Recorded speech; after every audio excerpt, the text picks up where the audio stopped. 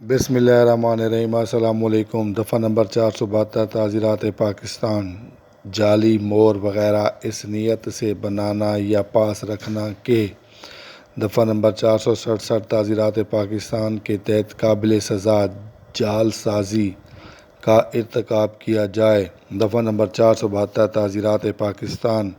جو کوئی شخص کوئی مہر، پترا یا نقش کرنے کا کوئی اور آلہ اس نیت سے بنائے یا اس کی تلبیس کرے کہ وہ کسی ایسی جعل سازی کے ارتکاب کے لیے کام میں آئے جو مجموعہ قوانین ھذا کی دفعہ نمبر 467 تعزیرات پاکستان کے تحت قابل سزا ہو، یا ایسی نیت سے کوئی ایسی مہر، پترا یا کوئی آلہ یہ جانتے ہوئے کہ وہ ملتبس ہے اپنے قبضے میں رکھے، تو اسے عمر قید کی سزا یا کسی ایک قسم کی سزائے قید اتنی مدت کے لیے دی جائے گی جو 7 سال تک ہو سکتی ہے، اور وہ جرمانے کا بھی مستوجب ہوگا۔